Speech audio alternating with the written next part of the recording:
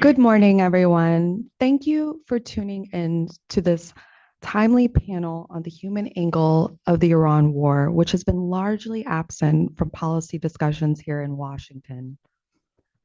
I'm Holly Dagres, the Libitzky Family Senior Fellow at the Washington Institute's for TV program on Iran and U.S. policy. And with me today is an extraordinary group of women of Iranian heritage who bring deep knowledge of Iran through their work and extensive contacts on the ground. Roya Boroumand is the co-founder and executive director of the Abdulrahman Boroumand Center for Human Rights in Iran and a historian. Nazanin Boniadi at the corner is a human rights advocate, actress, and producer. She is also an ambassador for Amnesty International and a board member with the Boroumand Center. And joining us remotely is Mahsa Alimardani, the Associate Director of Technology Threats and Opportunities at the human rights organization Witness. She also founded the Direct to Cell Coalition, which advocates for satellite connectivity to help bypass regime censorship globally. If you're interested in joining the discussion, you can send your questions to the Q&A function on Zoom or email your questions at policyforum@washingtoninstitute.org. Again, policyforum@washingtoninstitute.org. I think the way I want to start with this is to turn to Mahsa, because I think we need to understand in this moment how Iranians are getting their information. And according to NetBlocks, today is actually the 42nd day of the state-imposed internet shutdown. And, Massa, you and I have heard a lot of commentary also that this is for security reasons, this internet shutdown. So I'm hoping you can unpack all of that. And please go ahead. Yeah, it's really interesting. During the 12-day war that we had during June 2025 between Iran and Israel, the narrative very much about why the internet shutdown had to be in place was that this was for cybersecurity reasons. They were protecting Iran's infrastructure from attack from the enemy. Of course, if you unpack that, you would see that the civilian networks were not subject to the same kind of attacks. It wasn't the same type of infrastructure that was at risk. And so that cybersecurity argument really didn't hold. Of course, it's very easy to understand why they were doing that. It's about control. It's about not losing power, not leaving space for any sort of protest mobilization, and effectively not allowing authentic Iranian voices to be heard during a time of war when war propaganda and war narratives are extremely important on the world stage. Now, fast forward to the current war, that we're in a ceasefire at the moment.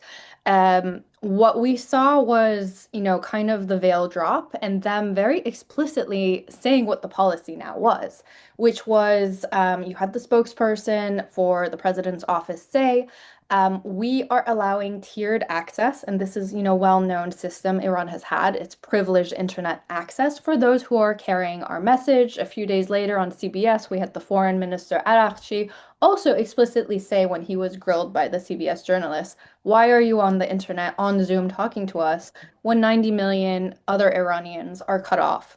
And he explicitly said, I am the voice of Iranians. And this is the really interesting, I think, part that not many people talk about, which is the technical infrastructure layer and the content layer are basically the same. The content narrative war of the regime wanting to present the one official voice for Iranians is part of this kind of technical policy. And that really is, I mean, it's been the crux of what they've been trying to do for 47 years to be the legitimate voice for 93 million Iranians. Now we know 93 million Iranians have a lot of different opinions. And if we did actually have insight to what Iranians were saying during the war, we would have all sorts of different, positions. People who supported the war, people who didn't support the war, people who were conflicted, right? And this would damage what they were trying to present. And I mean, we can unpack some of the like AI narratives, the meme warfare, and that later as well. But yeah, that is essentially what we're seeing with the internet shutdowns. Massa, you talked about different positions of the war. I think this is a really good segue for me to turn to Nazanin. And, you've been in touch with Iranians on the ground before the war, during the war, even as the ceasefire, which is very shaky at this juncture, is in place. What have you been hearing, and how have their sentiments evolved over time? Thanks for having me, Holly. I think it's important to note that we are in the longest state-imposed internet shutdown in history. The last longest one was 37 days, and it was Sudan in 2019. And the likelihood of this ongoing is very high. And I think people on the ground are afraid of it turning into a North Korea type situation with permanently being blocked from the outside world as far as being able to communicate. What I heard sporadically, I have to add, it's through clever use of VPN or Starlink terminals and satellite access. In late January, that's after the horrific, of course, 48-hour spasm of violence that where tens of thousands of Iranians were killed who rose up. What I heard from the ground from dissidents, these are prominent dissidents, former political prisoners, and civil society activists, leaders, human rights activists, was that there is a groundswell of support for humanitarian intervention. And you'll remember that even prominent human rights attorney Nasrin Sotoudeh called for a multinational approach and a humanitarian intervention with the responsibility to protect under international law. That was a very prevalent sentiment that I was hearing from dissidents too.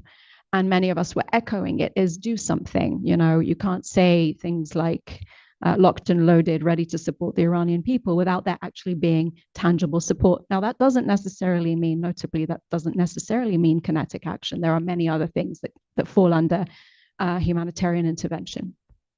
And then slowly, of course, in the early days, February, in late February, where Ali Khamenei, the supreme leader, was killed and other heads of the regime were killed, there was a celebratory mood on the ground.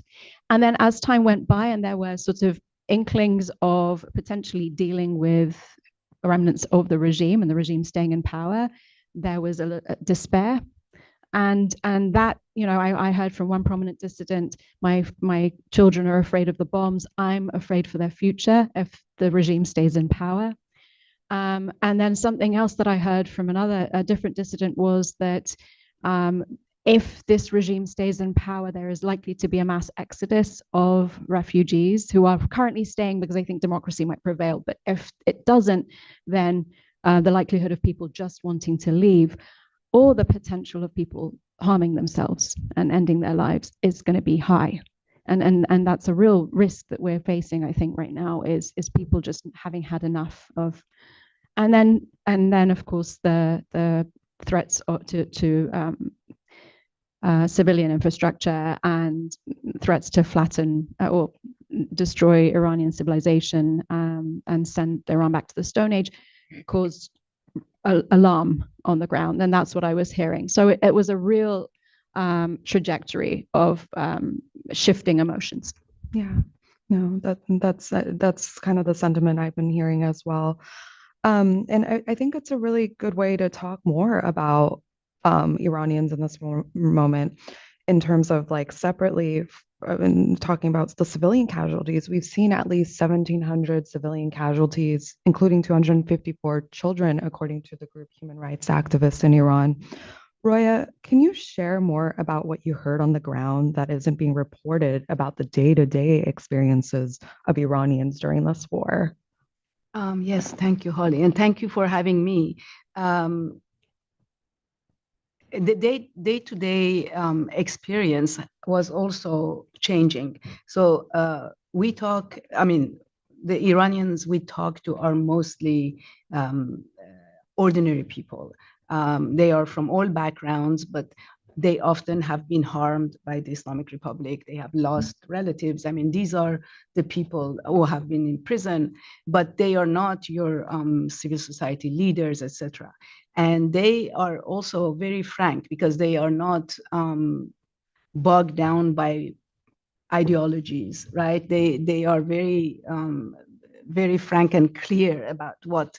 And so what in the beginning, obviously, they were hopeful. And I have to get you back to the January, because all of this is one context, right? The war happened when people had not recovered from the mass killings and the crackdown of January protests. With this difference between the previous protest and this one is that there were public support for protesters from the US, from Israel, publicly expressed support. They were addressed.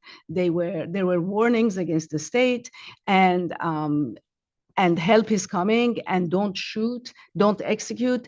And all of this creates a bit of a new context because, of course, the Islamic Republic is angry at the US, but it is going to take its anger on the population.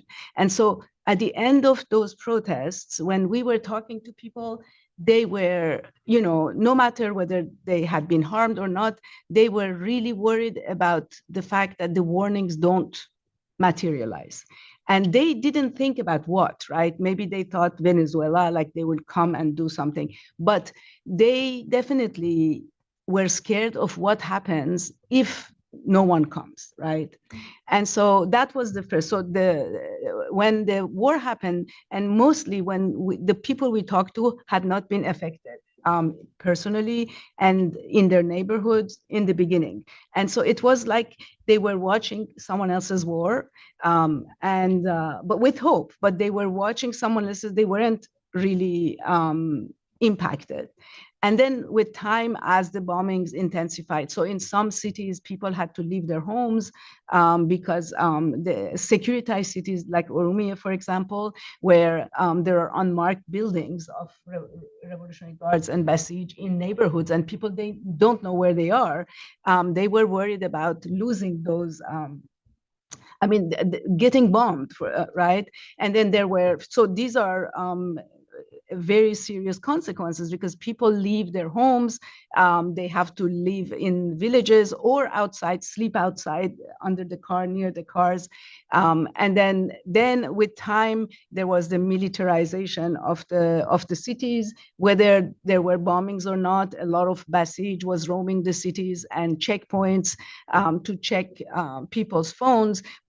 And then in the evenings, in the dark, shooting in the air, chanting, victory chants, even, when in the early, so that made people stay at home, and people started to stay more and more at home. So that started, and then the bombing continued, and that started to create economic problems because a lot of ordinary people have to work every day. If they are not government employees, they're not paid. And so, if you work in a hairdresser shop, for example, then, or even the physical therapist we talked to, he said, there's no one in my practice. Like, he doesn't need day-to-day money, but, a lot of people do. So, that was the pressure. Then the price of glass went up, and then you couldn't find glass. So people either couldn't replace the shattered windows that increased in number, or they couldn't afford it. Then the price of food went up, and the price of eggs, for example, which is the staple protein for Iranians because they are struggling and they are not wealthy anymore, that had gone up tremendously. Insulin is not to be found in some areas. Cancer medication, for example, is missing. The MS, I heard yesterday, the MS treatment cost has gone up. And so, these economic issues were added, but I think the biggest, the long-lasting impact of the war will be psychological, right? Because you are coming in a context where people are already traumatized because of what happened in January and the follow-ups. And there is a lot of anxiety, whether people were for the war or not. They were anxious and about the uncertainty. So what's going to happen, right? And they were depressed because they couldn't leave the houses. Young people were not connected, and you can imagine, just take the apps away from teenagers here and put them in the house, not being able to go out. It becomes a real. But I think the trauma, and I wish, yes, the trauma is something that we really have to think about, because the fact of having Basij all the time outside, they took over the cities. The displacement part of it was also because the security forces left their barracks, the police stations, the Basij centers, and they started to move into the mosque, into the schools. In a small city in Kurdistan, there are 2 hospitals. They evacuated one and they just took it over. In another place, rehabilitation center, where people who had stroke or whatever problems people end in rehabilitation center, they told them to just go, because they were going to take the center, gymnasium. So all of this makes it that they are closer and closer to you, and it creates a lot of fear and anxiety. And then, fear about what's going to happen next, fear about what if the Islamic Republic survives, and that, it was general among all of them. And so I think if I want to summarize the impact, psychological impact, I would tell you what a 24-year-old student in Tehran wrote to us yesterday. He said, "My mind has been destroyed. The horrific scenes in the streets during the January protests don't leave my memory for even a moment. Now the sounds of bombs, explosions, and the apocalyptic gatherings of regime supporters have been added to that. I and many others are suffering from panic attacks and post-traumatic stress. With the internet shutdown, I realized how easy our voices can be erased from the world." Wow. Yeah. I just on the point of her even emphasizing the massacre in this moment when they've been going through this war for over a month, I think the trend I've been seeing across the board is that every time people that are able to connect talk about the war or ask how they're feeling, people always highlight the massacre, that they're still processing it, and they really haven't had a chance because of this war. And so Roya mentioned the besiege and the securitization in the moment. And, among many things we've been seeing during this war is a lot of AI generated footage. I remember during the January uprising, I was talking to the group human rights activists in Iran, and they were saying, this is the first time we really had to deal with AI while documenting the human rights violations that are being committed by the Islamic Republic. So, Mahsa, I think this is a really good opportunity to talk a little bit more about your work at Witness and explain this complex information space we're dealing with because of AI. Yeah, thanks so much for bringing this up. And, a really recent example from 2 days ago, there was a account that was sharing AI-generated photo actually from the day after the massacres. Now, the thing about the context in Iran is that, I mean, personally, firsthand from my own networks and my professional networks, so many accounts of watching the blood being washed off after the massacres. And I think this has been very documented that these were very visceral, traumatic scenes that Iranians dealt with. Roya's quote from someone on the ground, I think these are the images that were seared. Of course, documentation of that, the people I spoke to, they said they wouldn't dare to take their phones out to capture those moments because the streets were so securitized. People were being stopped, their devices were being checked. So the ability to even document a scene like that was very difficult. We haven't seen images. We have a ton of anecdotes because we know of all these different layers of censorship that go. A few days ago, an AI generated image of those streets as they were described to us was going viral. Now, how dangerous and how corrosive that is to the information environment, I don't think people quite understand because this perpetuates the AI doubt. This perpetuates the fact that we know these events really happened, but now these accusations that this is all AI, this is all made up, is really prevalent. And we saw this, there's this concept that many of my organization Witness has been kind of working and raising the alarm about what AI is going to be doing to our information ecosystem for a very long time. There's a concept called the liar's dividend about how the very presence and knowledge that we have AI now is going to enable bad actors to deny the truth, inconvenient truths. And of course, the liar's dividend has been a big kind of weapon that the Islamic Republic has used. They were using it during the protests. We were seeing, there was that viral symbolic photo of the tank man in Tehran. And this went viral. Of course, it was originally documented kind of as a blurry photo from far away. This was verified, authenticated from different angles by many different sources, but someone decided to kind of use AI-generated editing software to enhance the quality of the photo for good or bad intentions. But this was immediately locked in by regime accounts that this is all AI slop. Authentic documentation, what Iranians are doing on the ground is just AI slop. And this has been very corrosive. And it's kind of works now in the opposite. The Islamic Republic has spent years, building its propaganda apparatuses, controlling the media, trying to infect the social media space. And this has also worked kind of in reverse now. We've been seeing civilian casualties during the war. And of course, there's this space where people justifiably do not believe the state. And the state now was interested in over-documenting civilian deaths.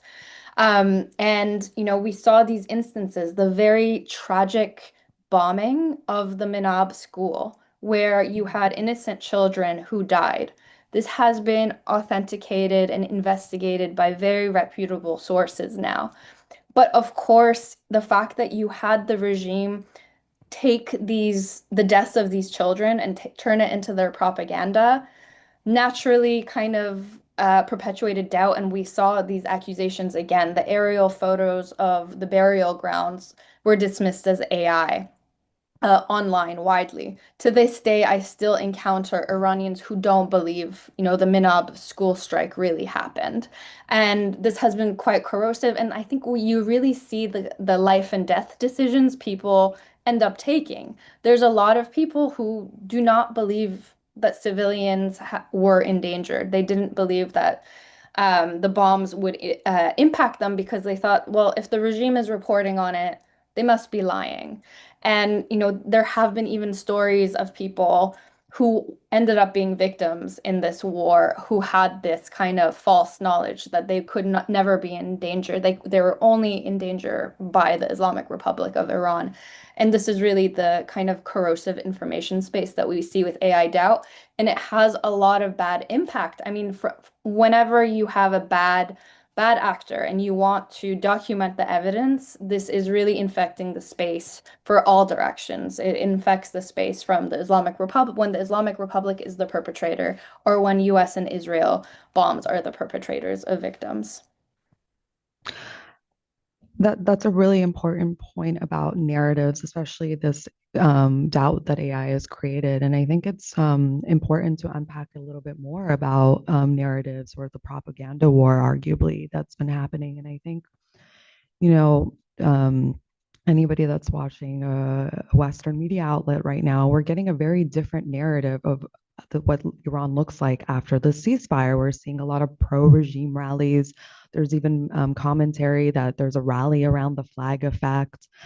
And it really is just one segment of society we're seeing, which is the version that the Islamic Republic wants to share with the world. And so I think that, Nazanin, I would love to hear your thoughts about this. Like, why? I mean, I think there's a really real misunderstanding of Iranians and how they feel about this moment, and especially with these images. And so, can you unpack why there isn't a rally around the flag effect?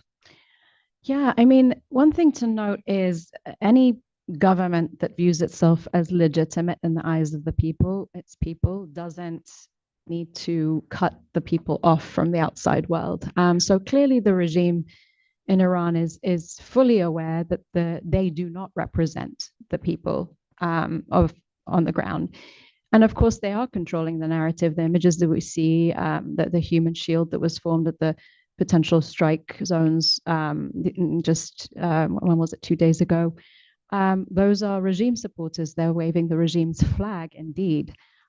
But the people, you're not seeing the people wave the regime's flag. There is a rally around the nation soul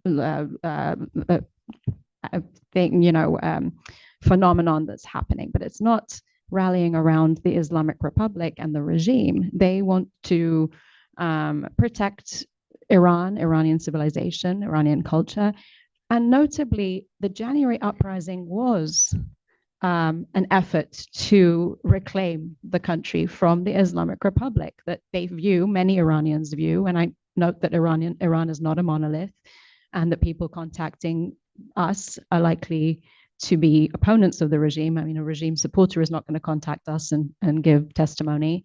But the people who do contact us do say that we want our country back. We want, the regime has spent 47 years attempting to replace Iranian culture and civilization with an Islamist culture and civilization. And that what the Iranian people want is clearly, when they rose up, that's the demand was, no, we want our country back. Our enemy is right here. You lie to us that it's America. The slogans were nationalist in nature. And Ayatollah Khomeini, the founder of the Islamic Republic in 1979, clearly said patriotism is paganism. We would sooner see Iran burned to the ground in the name of Islam. And so I think it's really important that we, when we make statements in the West of, when the US administration is making statements about destroying Iranian civilization, that plays directly into the Islamic Republic's narrative. The regime doesn't care about destroying Iran. They've been busy doing that for 47 years. So while the US and Israel may have won the kinetic or the military aspect of this war in some ways, they have lost the narrative wars, the information wars, and the propaganda wars, precisely for the reason that the internet is shut off, which, by the way, is costing Iran and the Iranian people millions, hundreds of millions of dollars. So you can imagine, if they are willing to, under these economic conditions, dire economic conditions, willing to sacrifice hundreds of millions of dollars, because of course the internet shutdown means that no online trade can happen, e-commerce can happen, and that is a cost that they're willing to pay to silence their own people in order to stay in power. So they have essentially, by surviving and by any remnants of this regime staying in power, they win. Yeah.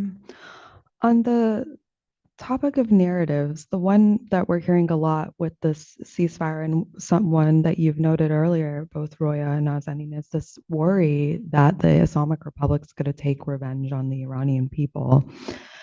And so, Roya, with this shaky ceasefire happening, can you elaborate why Iranians are talking like this? Because there's been obviously this repressive atmosphere during wartime. We just saw this unprecedented massacre.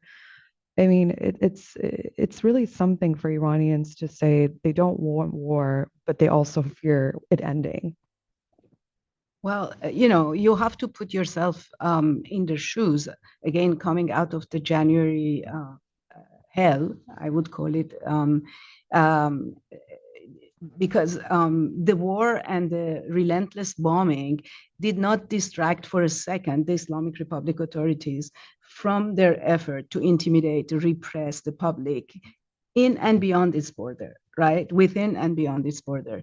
So Mahsa has spoke. The state has securitized information. They they have criminalized speech, communications, and encouraging people to inform on each other. Like it reminds me of the early years of the revolution, and threatening the harshest punishments, including executions, in order to isolate the society and monopolize the narrative. So people see that and are scared of posting, are scared of responding. We have small, bits and pieces of responses, but they don't elaborate as they would have, like 6 months ago. And from the very beginning, the authorities framed the war not only as an external foreign attack, but as an internal war, internal attack, battle against traitors, spies, basically anyone who doesn't like us is the enemy. And people were killed in January as agents of the enemy. They warned them that if you come out, right? So they are agents of no matter what. And the Supreme National Security Council warned that any cooperation with the enemy in wartime would be met in the harshest manner. And they threatened to confiscate property of people who are outside Iran and inside Iran, and obviously carry out execution. And this is not benign. They mean it, and people understand that they mean it, and they have a law. They passed a law after the June war last year to enhance the punishment for espionage. And so now you have a very broadly termed law, very open to interpretation, that allows activities such as sharing information or communication or expressing views to be considered as dangerous enough to be carrying heavy prison sentences or death and execution. And we saw after June that, so people have seen all of this, right? The number of executions for espionage suddenly multiplied, right? After June. And so we had 18 executions for espionage. And this year we have, again, before the end of the war, executions for espionage. And if you look at the physical attack on the population between March 12 and April 17, the state media announced at least 709 arrests, about 70% of which were related to filming, documenting, and information sharing with the media outside Iran. Over 50 people were arrested, and this is a quick research, right? Like we haven't expanded, just the state media. Over 50 people were arrested for possession, transport, and use of satellite internet, right? So, and the arrests for January are ongoing. Amidst all these bombings, they are still looking at video footage, and they are still arresting. We had, like a couple of weeks ago, 3 sisters brought in Yazd, a 16-year-old arrested for participating in the protest, a journalist arrested because she had posted information on a street child who had been shot dead during the protest. So these are, in the context, and then in the last 10 days, we've had 10 executions, and last year we had the highest number of executions we had seen since 1990, right? So this is the context that people see. So it's not in the vacuum. And add to that they are mentioned. They have been mentioned by President Trump. They have been addressed by Prime Minister Netanyahu and President Trump. They have been encouraged over the past few months. So the state is angry and waiting, and what is concerning to me is that the message that now that the ceasefire is, and that's what depresses people. I have another quote if you want, but that's what depresses people, is that there is a ceasefire, and there is no mention of them suddenly. Yeah. So they were all over the public speech of politicians in during the war, and now that there is talk of negotiations, they have disappeared from the face of the earth. And they know, and the state sees that as a green light, basically, because all in executions or in all policies, the political cost matters. It matters to the Islamic Republic, it matters to the US, it matters, right? And so by eliminating the Iranians from the negotiations, their rights, political prisoners, stopping execution. I mean, by not mentioning Iranians in the negotiations, the message that Iran gets is, well, if you don't harm us, you can do whatever you want inside the country, right? And Iranians sees that, and that's what they're worried about, because usually they are not accustomed to be mentioned, or part of all of these decades, part of our problem was that politicians in high-level politicians didn't mention Iranians, didn't mention human rights violations, and suddenly they do, and then suddenly there is nothing. And so that's why they are so worried. So they have seen arrests, and they know that arrests are going to continue. They know that there is no due process. We have documented multiple cases of people executed for espionage on trumped-up charges and on other charges, but there is no right to defense. There is no torture is used in court. I mean, tortured confessions are used in courts with no call, right? And so that's what they see, and that's why they're scared. And as someone who has documented human rights violations for 25 years now, I really share their fear. I mean, I've been restless because this is a very dangerous situation. I want to ask you to read that quote, actually, that you mentioned, because I think it's so important to hear these narratives from Iranians inside the country, too, and what they're saying in these moments. So it's what do you want the international community to do? So there is despair right now, right? Because the ceasefire is early, nothing. We were never important to them, to the international community. Well, anti-Semitism and anti-imperialism matter far more than the pain of us Iranians. But that's not all. Are you happy about the ceasefire? No, absolutely not. One of my friend's house was near the home of an IRGC commander who was killed by the United States and Israel. My friend's house was destroyed too, and my friend had to pull the bodies of loved ones out from under the rubble. Do you know what he said? He said, it doesn't matter if we die in this war, if this war leads to the destruction of the Islamic Republic. A ceasefire would only have been welcome if at least one clause of the agreement was about us, the people of Iran, but there is not even a single word about us. A ceasefire means execution lines, eliminations, repression. With this ceasefire, the world once again left us alone in the slaughterhouse of the clerics. And that's a 24-year-old boy, right? I have much more politicized statements, but I thought this is a very genuine. And I want to echo, that is exactly what I'm hearing. Yeah.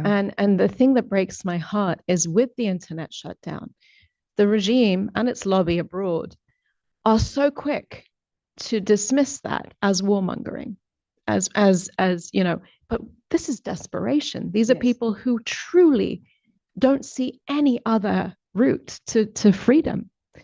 And so, I posted that on LinkedIn. I'm never on my LinkedIn. I should, but I'm not. But I posted that, and the first reaction from another Iranian is, our human rights people have lost their way and are pro-war. Or now is not the time. And it's always the time to talk about human rights, because that was supposedly the goal of this humanitarian intervention, is what they tried to call it at the beginning. And if that's the case, this regime cannot prevail.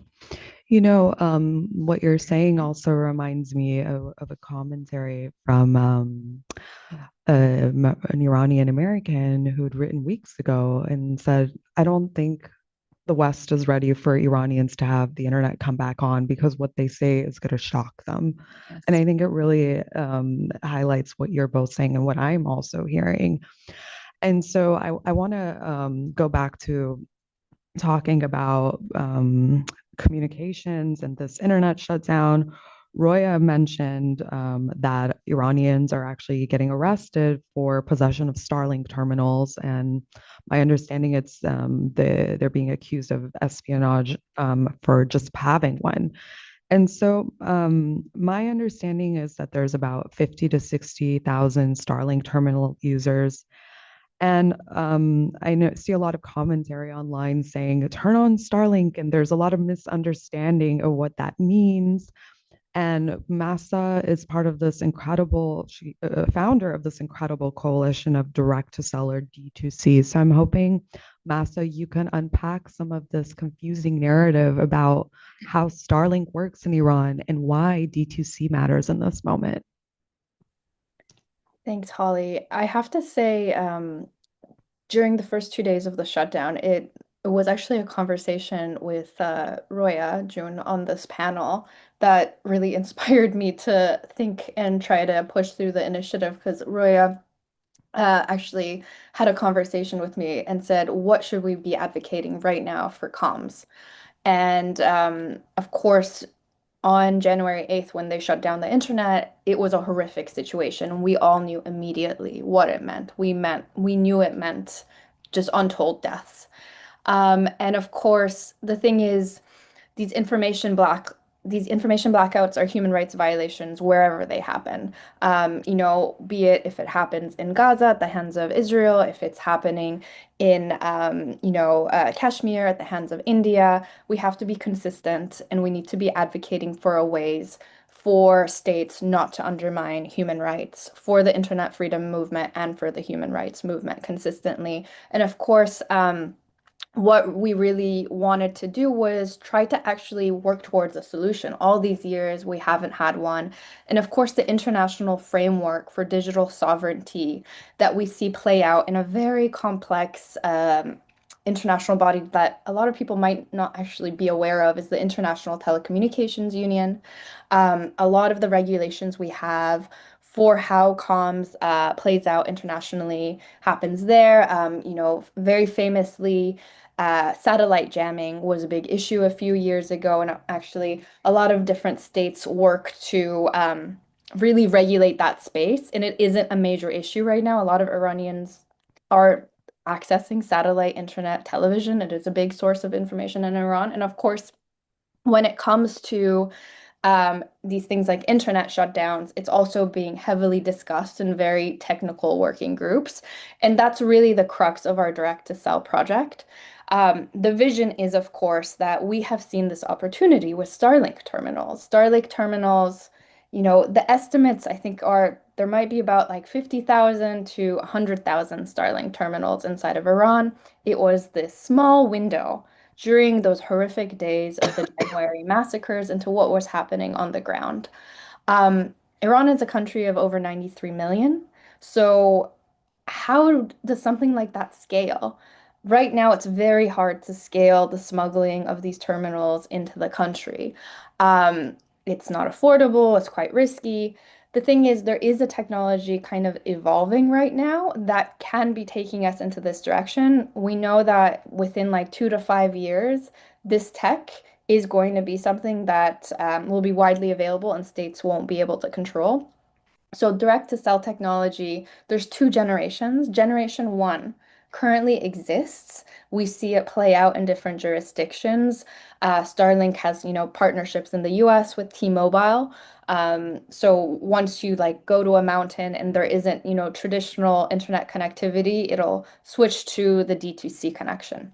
However, the problem with the generation one is that local authorities and the frequencies needed is still very much in the hands of local authorities. And if a state doesn't want to cooperate, they do not have to allow for the D2C connections. Generation two is something that's evolving. And so Starlink obviously has done the most in the field for generation two. Right now, SpaceX is working on deploying its next ship, Starship, which will be big enough to carry the Generation 2 satellites into space. It's expected to come out in the next year, Generation 2 satellites. And there's a different companies also working on the capability and the technology for Generation 2. Of course, we should never be dependent on one corporation or one billionaire. And so there are a lot of different companies working on this.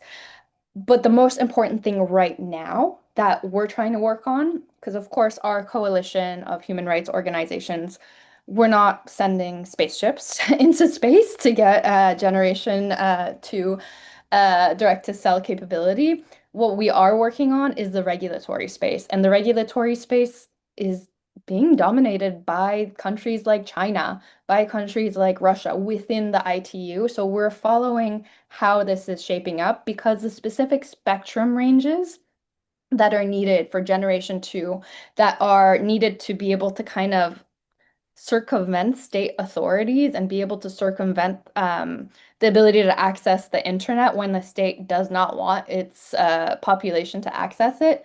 That's being regulated right now. So between now and a big ITU meeting that's supposed to happen in Shanghai in 2027, this governance is being shaped, and that's what we're trying to follow.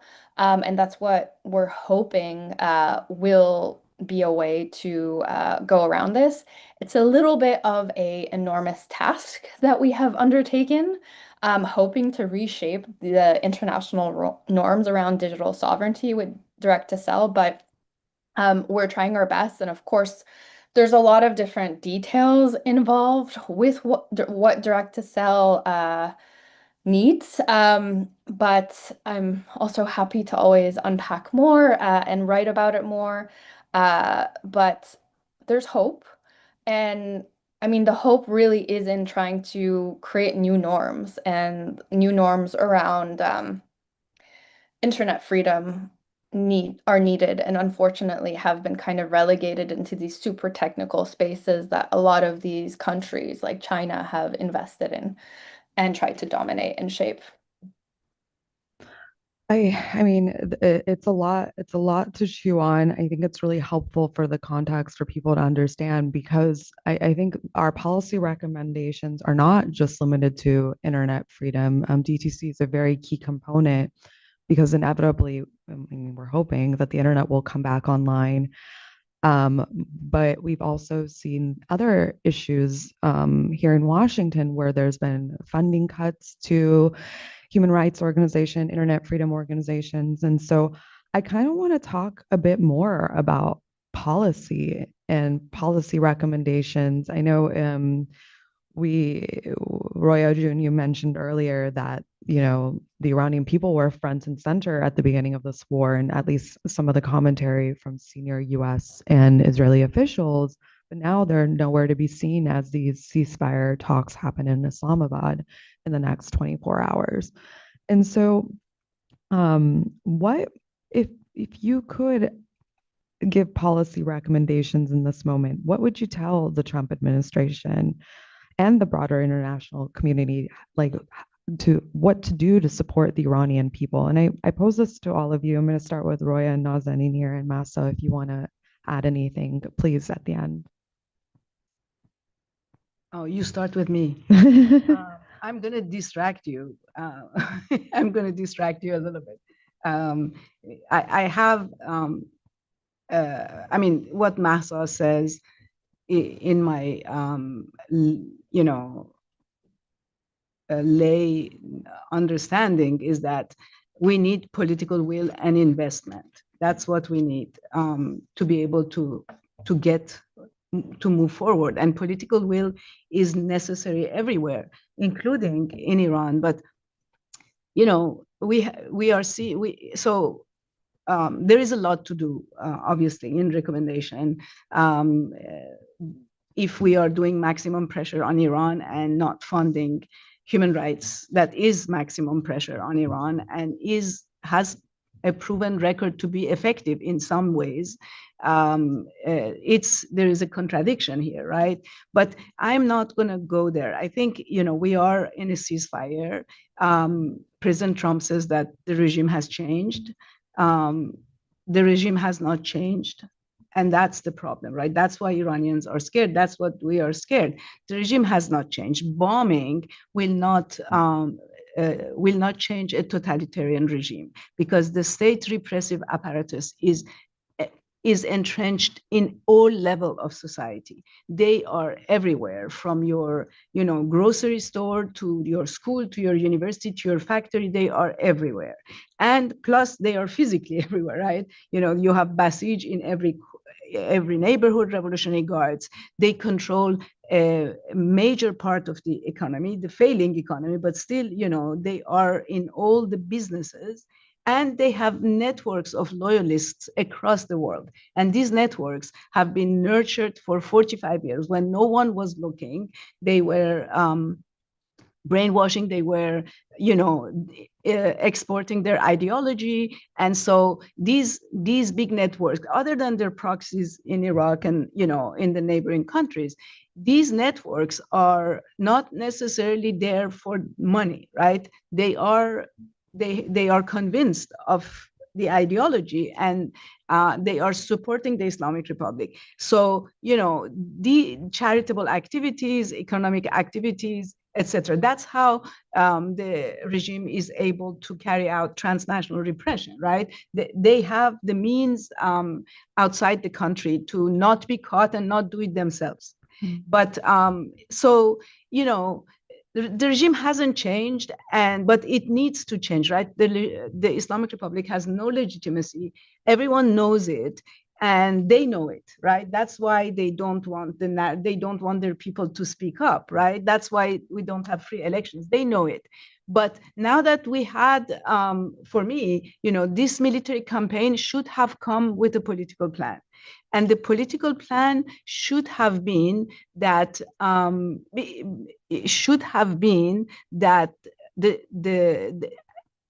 figuring out a way to offer the part of the regime a possibility to exit peacefully, right?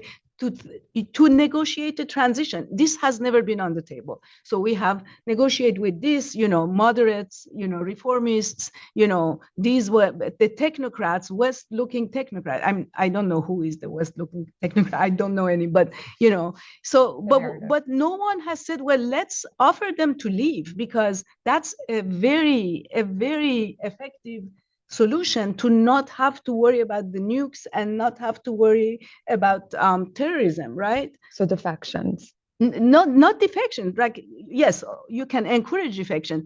There is no defection, and I never thought there would be defection, because people don't know where to go. You have hundreds of thousands of Revolutionary Guards and Basij who know that no country will give them refugee status, and they know that they have blood on their hands, and they have millions of people angry at them, waiting to punish them. So this is what the Iranian society has to figure out, together with the international community, how to offer a deal that would entice some of them to turn their back to the regime. Because without that, we are going to be in this circle. No deal is going to be sustainable, right? And so that's what I'm saying, is that now there is leverage, and this leverage should be used for something out of the box that no one has ever tried. And if this happens, in order for this to happen, we need the U.S. to ask to include in their demands the end to the executions, the release of all political prisoners, and the lifting of the internet blackout. Because without this, we can't create a political understanding, a political dialogue that would figure out a solution to offer to the Islamic Republic. And when people say Iranians could have taken over the country, they needed arm. Yeah. No, if I give you arm, if you give me arm to overthrow a regime, what do I need to do? I don't know how to do it, right? So I'm going to need to find people who know how to do it, but you can't, right? I'm going to have to, communicate with people to organize, but you can't, right? Yeah. And so arms are not going to do it. They have to have the space and the freedom to organize. And that's what the Islamic Republic is not giving them. Yeah, these are all very important points. Nazanin, do you want to chime in with some additional, what would you want the US to leverage in this moment? What do you want the broader international community to seize upon? I agree with Roya that defections must be incentivized. We need to have smart policy that allows, of course, we all want the top tier of the regime either eliminated or preferably held to account in a court of law, and for justice to prevail. But there is a mid-tier there that I think there needs to be smart thinking politically on how to incentivize them defecting, people who don't have blood on their hands, but who are pivotal to the structure and keeping the regime in place. And I agree that I'm very disheartened by the fact that these current negotiations have completely sidelined and eliminated the Iranian people from the conversation. So any narrative that was in place in January has all of a sudden disappeared. And there is, no talk of human rights they're dealing with representatives from the regime. These are not, again, representatives of the people of Iran. The regime is neither accountable to nor representative of the people of Iran because there aren't free or fair elections inside the country. So that has to be a primary fundamental understanding of this current administration in the US, that when they say there's been regime change, there has not. When they're talking to people, these are not less hardline people that they're talking to. These are probably emboldened and more vengeful representatives of the regime. And the consequences of this regime staying in power, they're going to wreak havoc not only on the Iranian people, we're already seeing an execution binge, but on the region and the world. So now we're in this quagmire of what to do with that. And it's interesting when Mahsa talked about digital sovereignty and the debate around that. What I'm most afraid of in this moment is that so many people, myself included, have been trying to champion international, multinational humanitarian intervention, because in the post-1945 order, everything has been anchored in the state, in the UN Charter and state sovereignty. And that has really sidelined human rights. So when a state wreaks havoc on its own people and incites violence and war on its own people, which the regime has done in Iran for 47 years, there is no way for us to overcome that and call for international humanitarian help. The fear here is this is going to set yet another precedent of, the anti-imperialist movement or whoever has always been anti-war. And I'll note that nobody is pro-war. Who in their right mind would want bombs to be, or want kinetic strikes? The question is what to do in a situation when there is domestic war, when essentially the state is waging war on its own people. And have we essentially set another precedent of failure on that front that is going to set us back